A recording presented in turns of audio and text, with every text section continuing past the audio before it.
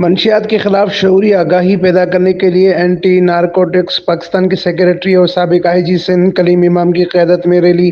منشیات کے خلاف شعوری آگاہی پیدا کرنے کے لیے اینٹی نارکوٹکس پاکستان کے سیکریٹری اور سابق آئی جی سندھ کلیم امام کی قیادت میں ایک ریلی ڈی سی آفس ٹھٹہ سے نیشنل پریس کلب ٹھٹہ تک نکالی گئی، جس میں S S P Thatta doctor Muhammad Imran Khan Niazi, A D C Thatta, تمام سرکاری محکموں کے افسران و ملازمین، پولیس، رینجرز و اسکول کے طلباء نے بڑی تعداد میں شرکت کی۔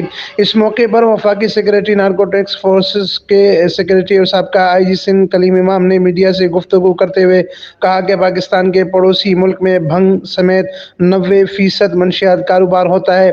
اس کے باوجود پاکستانی قانون نافذ کرنے والے اداروں کے متحرک ہونے کی وجہ سے کافی حد تک منشیات کے کاروبار پر قابو پا لیا گیا ہے اور مزید کارروائیاں جاری ہیں۔ سرحدی علاقوں کے صوبے سے دوسرے صوبے تک منشیات کی نقل و حمل کو روکنے کے لیے اینٹی نارکوٹکس فورس، رینجر سمیت ایکسائز کو مزید کام کرنے کی ضرورت ہے۔ منشیات سے بچنے کے لیے عوامی سطح پر ٹھٹہ سے مہم کا آغاز کیا ہے۔ انہوں نے S S P Thatta doctor Muhammad Imran Khan Niazi اور پوری پولیس ٹیم کی تعریف کرتے ہوئے کہا کہ ٹھٹہ ضلع میں بھی پولیس منشیات کے خلاف بہترین اقدامات کر رہی ہے۔ Amin Farooqui, fire stone news, Thatta, Sindh.